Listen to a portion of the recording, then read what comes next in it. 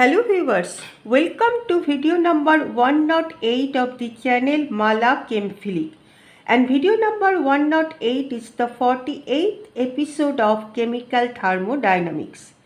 Topic of this episode is Gibbs free energy variation with temperature, that is Gibbs Helmholtz equation, and variation of Gibbs free energy with pressure. So let's start.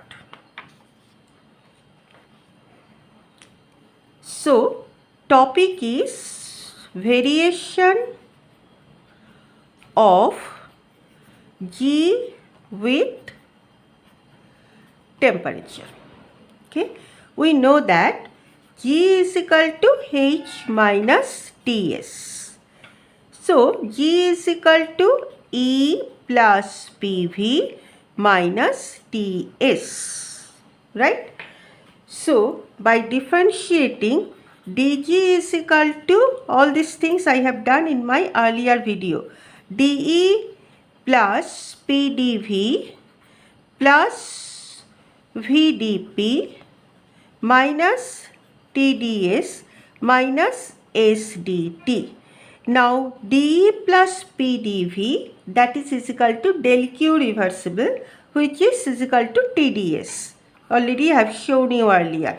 So, dG is equal to TdS plus VdP minus TdS minus SdT. TdS cancel. So, dG is equal to VdP minus SdT. Okay. Already you are familiar with this equation. Now, differentiation of this G with respect to temperature at constant pressure, this part will be 0. So, it will be equal to minus S, right? Now, Gibbs free energy G is equal to H minus Ts, okay? And minus S is equal to del G by del T at constant pressure. So, in place of minus S, I can write, del G by del T at constant pressure. So, here G will be equal to H plus T del G by del T at constant pressure. And this equation, this is one form of Gibbs Helmholtz equation. Okay. So, this is one form. Right. Now, we do one thing. Divide this equation, dividing the equation by T square. Then what we will get? G by T square is equal to H by T square, right, plus 1 by T, then del G by del T at constant pressure. Okay. So, from here I can write G by T square minus 1 by T del G by del T at constant pressure is equal to H by T square. I can write it. Now, one thing you see, I'll write here. Del of G by T, that means differentiation of G by T with respect to temperature T at constant pressure. What it will be? First function, we'll do the differentiation. So, first function is G.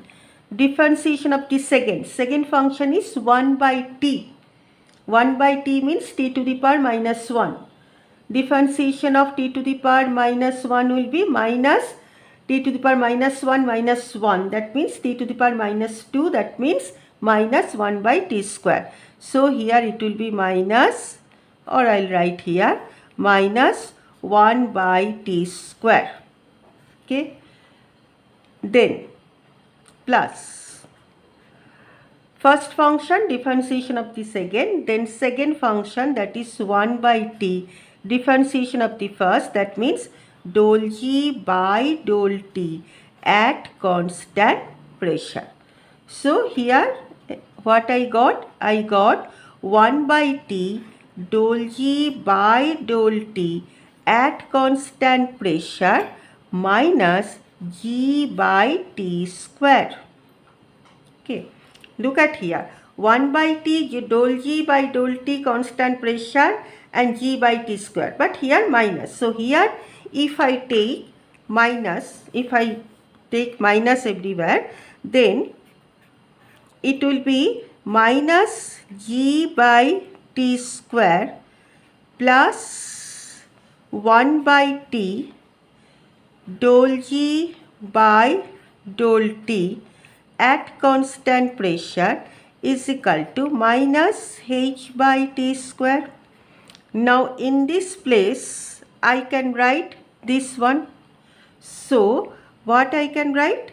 I can write it as in this place. Look at here, saying del of G by T, this is T, del T at constant pressure, that is equal to minus H by T square.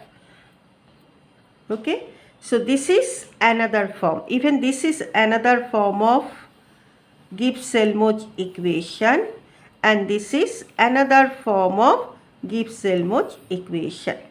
Okay, now let's derive some more forms. Okay, so G is equal to H minus Ts, and we have seen delta G is equal to delta H minus T delta S. Okay, now delta G will be is equal to G2 minus G1. Now differentiate with respect to temperature at constant pressure. So differentiating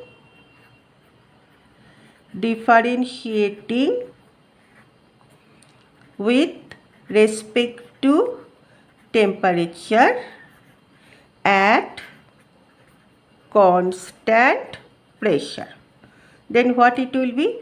Del of delta G by del T at constant pressure, that will be is equal to del G2 by del T at constant pressure minus del G1 by del T at constant pressure. Okay, del G by del T at constant pressure is minus S.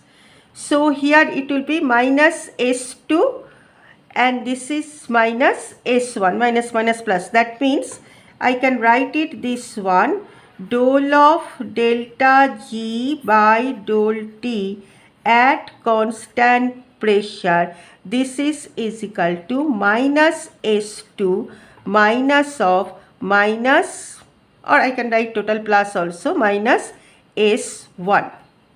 Okay, so this is minus S2 plus S1, that means this is minus delta S, right? So in place of this delta S, minus delta S, I can write this one. So therefore we know that this delta G is equal to delta H minus T delta S.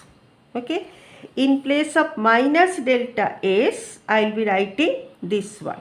Okay, so my equation will be delta G will be is equal to delta H plus T del of delta G by del T at constant pressure. Okay, this is another Gibbs Helmholtz equation. This one is another Gibbs Helmholtz equation. Another means another form of Gibbs Helmholtz equation. Okay, now this equation we have to divide by t square. If I divide it by t square, what I will get? See, my equation is delta G is equal to delta H plus T dole of delta G by dole T at constant pressure. Okay, divide it by t square. Dividing the equation by t square, then what we will get? Delta G by t square is equal to delta H by t square, then plus 1 by t square divide, that means 1 by t, then dole of delta G by dole T at constant pressure. Okay, now we'll do this side.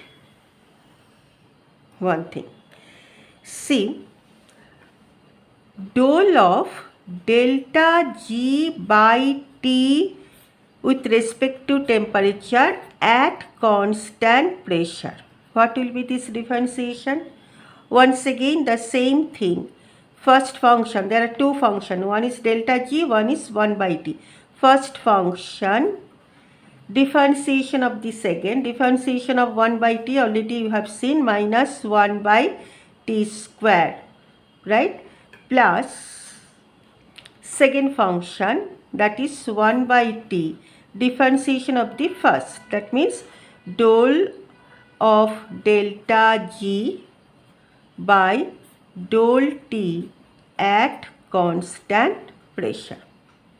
Okay, so this equation is, this is minus delta G by T square plus 1 by T dole of delta G by dole T at constant pressure, right? Now compare with this one. So this equation, what I can write, how I can write, delta G by T square minus, if I bring it here, 1 by T dole of delta G by dole T at constant pressure, that is equal to delta H by T square. Okay, now compare this one. Here if I everywhere multiply by minus means what it will be? Minus delta G by T square plus 1 by T dole of delta G by dole T at constant pressure is equal to minus delta H by T square. So this part and this part is same. That means in place of this part I can write this. So what we can write? Dole of delta G by T with respect to temperature, this differentiation at constant pressure, that is equal to minus delta H by T square. Okay. So this is also one form of Gibbs Helmholtz equation. This is, or this one, say this one. This one also one form of Gibbs Helmholtz equation, and this one also one form of Gibbs Helmholtz equation. So Gibbs Helmholtz equation, there are different forms. We can derive like this. Now our next topic is variation of G with pressure. Okay, variation of G means Gibbs free energy with pressure. Okay, now you see, already we have derived dG is equal to VdP minus SdT. We have to vary with respect to pressure. So dou G we differentiate with respect to pressure at constant temperature. Dou G by dou P at, this should be constant temperature, that will be is equal to V, volume. Okay, fine. What is indicated by this? Variation of G with respect to pressure at constant temperature is equal to volume, right? Volume is a positive quantity. Okay, so if pressure increases, this Gibbs free energy G will increase because sign will be same, positive positive. Or if pressure decreases, then this Gibbs free energy will decrease. Understand? So since volume is a positive quantity,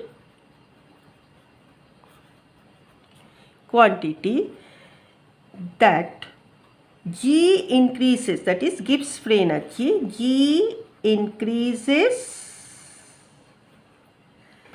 with increase in pressure P at constant temperature, okay, and this increase in G will be less for solids and liquids, okay, and it will be more for gases. So increase of Gibbs free energy G with increase of pressure is less for solids and liquids and more for gases. Okay, because the solids and liquids, the pressure has very little effect on this volume, right? So this we got it. Now, here one thing I want to tell you here, I forgot to tell. See, variation of, this is variation of G with T. Variation of G with T at constant pressure is minus S, negative. What does it mean? That with increase in temperature, this is minus, no? With increase in temperature, this Gibbs free energy decreases. Okay. So from here, as it is minus of S, that means what it is? It indicates that with increase in temperature,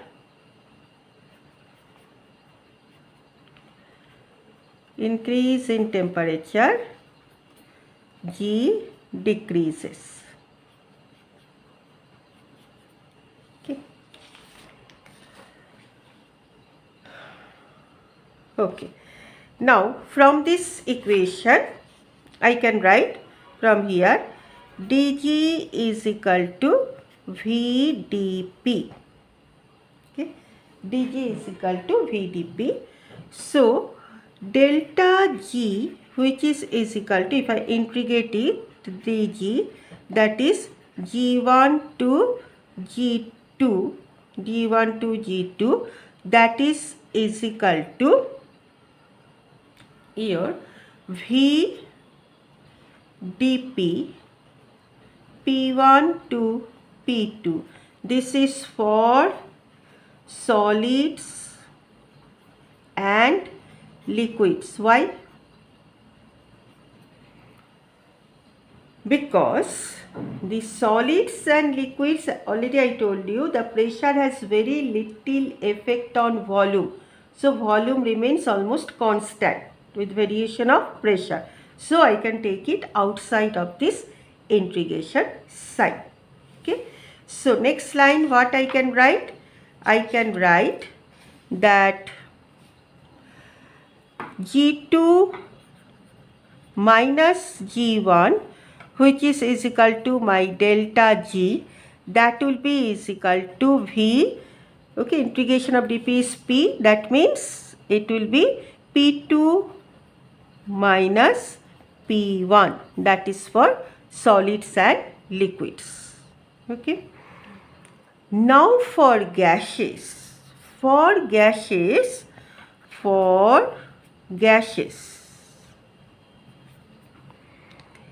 in that case, delta G, which is equal to G1 to G2 dG, that is equal to integration of V dP P1 to P2. I cannot take volume outside constant, means volume will vary with pressure for gases. Okay.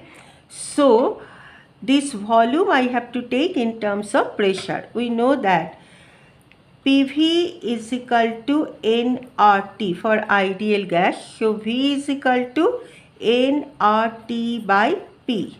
So your delta G, which is equal to G2 minus G1, that is equal to integration of nRT, all are constant. Number of moles, universal gas constant, and temperature already we have taken constant. Okay. So P1 to P2, so here it is 1 by P dP.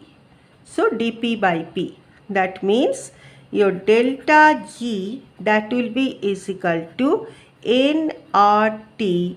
dP by P means ln P2 by P1. This is for gases. This is delta G. For solids and liquids, this one. This is for solids and liquids. This equation, delta G is equal to V P2 minus P1, and for gases, this one. So we have derived the change of Gibbs free energy with respect to temperature as well as with respect to pressure. Hope you have understood. Thank you.